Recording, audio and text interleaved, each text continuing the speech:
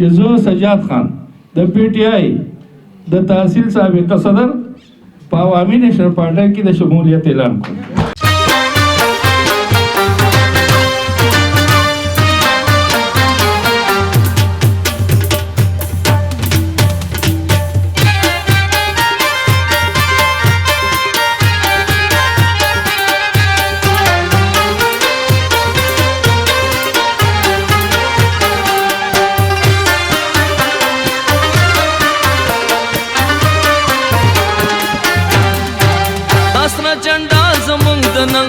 غیرت نخدا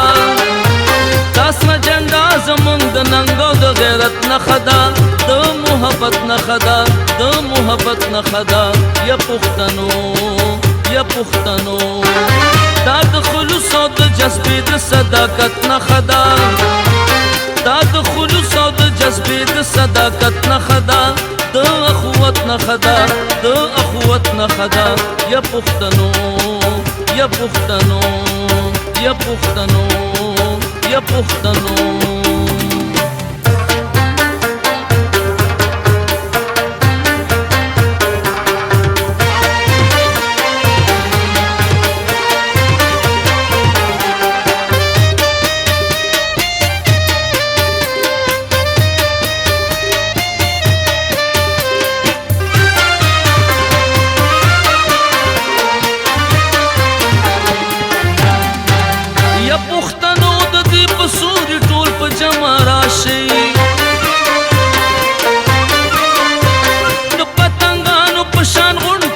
شمراشي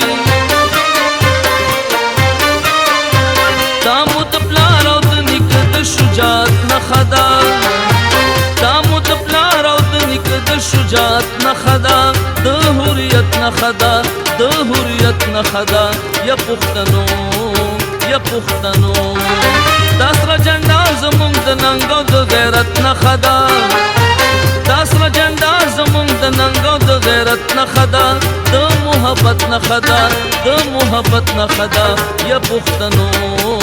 یا پښتنو یا پښتنو یا پښتنو. سجاد خان او دا غرونو چې هغه یو ډېر غټ حیثیت په کورتۍ کلي کې لري نو دی خو زیات تر بهر ژوند تېروي خو کله کله چې دلته کې و یا د درونه چې دي دا یو ډېر بنیادي حیثیت لري نو د دو راتلل چې دي انشاءالله تعالی دا به د عوامي نېشنل پارټۍ په کلي کې او په دې علاقه باندې ډېر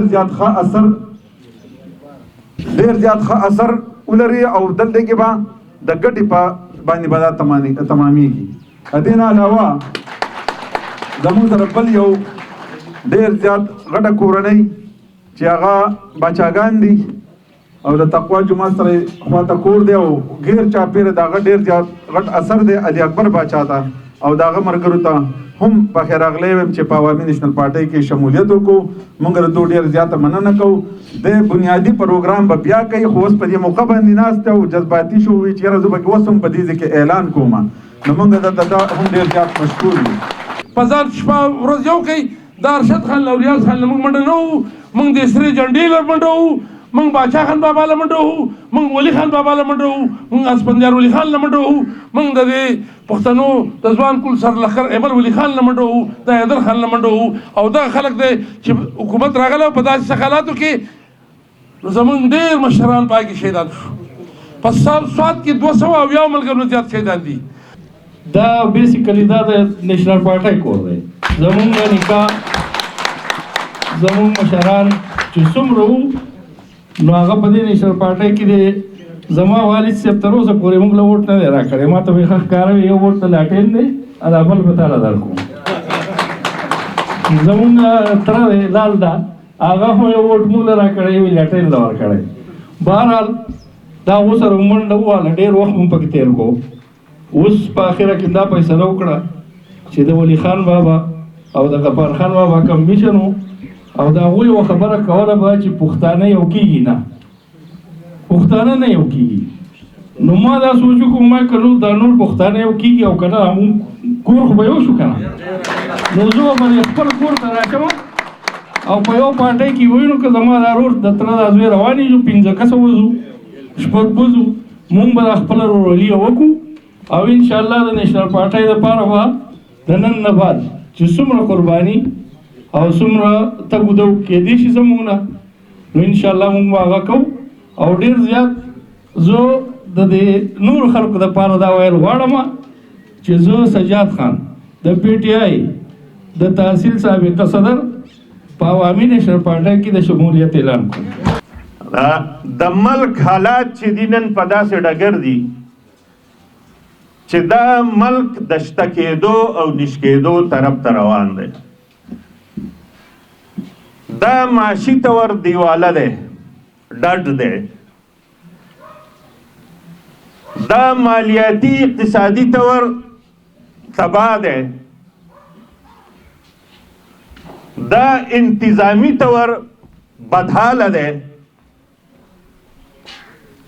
او دا ملک بهر دا روس خبره پکې چا وکړه. حقیقت دا دی چې وروره ته خو د بنیګاله ماحول نشې ښه کولی نو ته به د یوکرین او د روس معاملات څه ټیک کوې.